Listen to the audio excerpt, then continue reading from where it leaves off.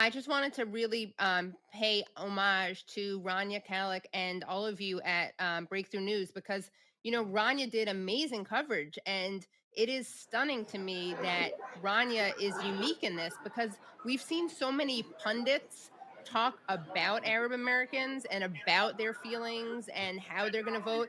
And Rania stands out in actually talking not about them, but to them. Everyone, it's Rania Khalek with Breakthrough News, and we are on the ground in Dearborn, Michigan, which has one of the largest Arab American communities in the country. Both Democrats and Republicans are focused on this area because Michigan is a swing state, and the Arab vote could swing it one way or the other. Many people in this crowd behind me are rallying against both candidates and for a third party. Many of them have family who've been directly impacted by this genocide. They want it to end, and they're advocating for voting against Trump and Harris and for a third party to send a message: no to genocide, no more killing our families. And those in charge right now need to be punished for it. My husband is from Lebanon, South Lebanon. And who are these people in this photo that you're holding? These are 8 of his family members that were killed in Deir Kanoon, Ras Al Ain on September 23rd while in their homes. I have family in Lebanon, and some of them have been suffering from what's been going on from the imperialist movement of Israel that's been backed by the United States and other Western forces. I'm here to say out loud and clear, we refuse this, the logic of lesser of two evils narrative.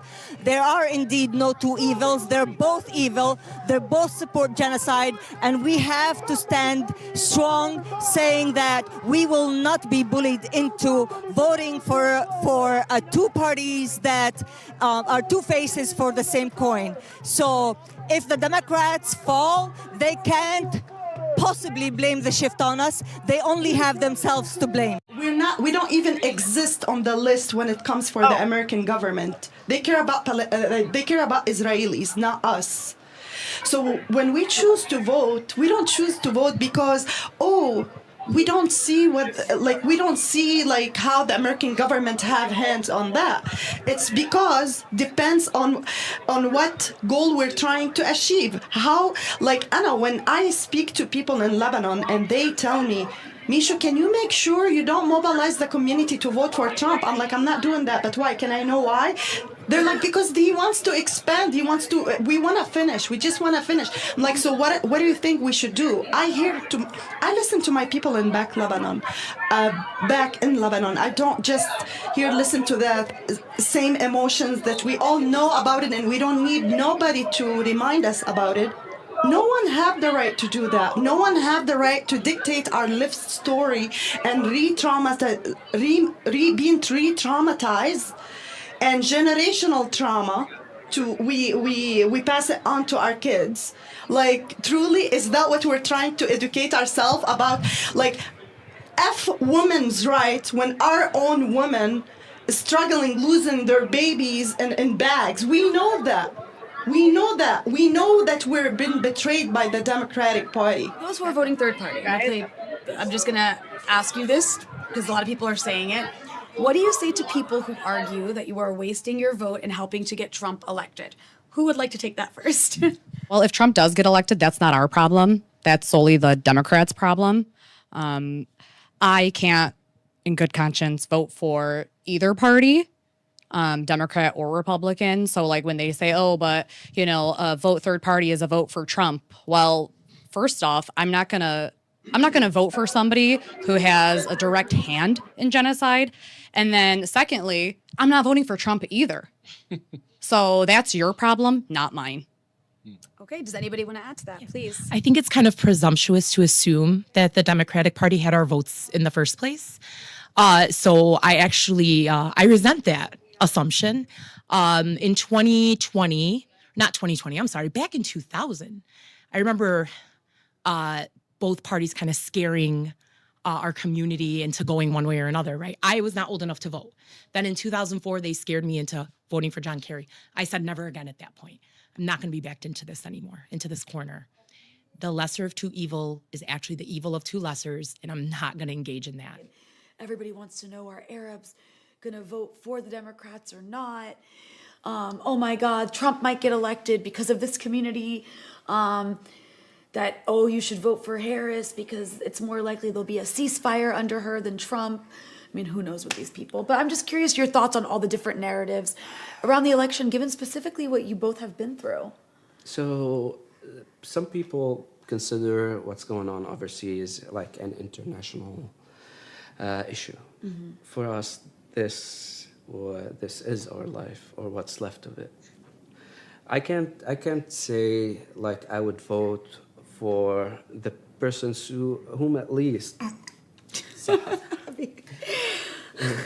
who at least supplied the weapons that my parents were killed by. From the U.S., from the Americans' tax money. Yeah. From our tax money. Yeah. Which is something everybody should know. It's something that makes me sad. It's something that I would love to change. And for me at least, I don't see that changing by either Trump or Harris. So I would go, for now, I would go green, at least. And I hope that this, like we have enough votes this might not make a change later, make a change now, but it would make a change for later years. Then we would know that. I think he agrees. Yep. Yeah. Then we would see like an actual people, whoever is the candidate, would know that our voices matter, and it's something to look for the future. But as mentioned, I'll go green in these elections. And it really shows you how the poverty of our media, I mean, how disgusting it is that these people are not worthy of literally voicing their own views. They're only worthy of being spoken about. I mean, during the I think I saw like Face the Nation did one panel with Arab Americans, but you know, the invisibilization and erasure of Arab Americans is something that we see reflected obviously in our policy, political policy, but we really see it in the media. And, you know, something like this, when it comes to foreign policy, media is more important than ever because it's really the only way that people who don't have family abroad experience at all what's happening. And the misinformation and disinformation out there is so rampant. And that's why I think independent media is so important.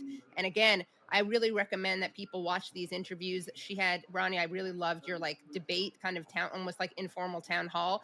And what's so fascinating also is that, I'm sorry, I have this frog in my throat, but you know, there was a variety of opinions, but everyone was so smart about it and so sharp and analytical. And I think there's such an attitude of condescension towards Arab voters as being like one issue voters. And you got a lot of people being like, why aren't they talking about other things? And already like preemptively blaming them for a Trump victory.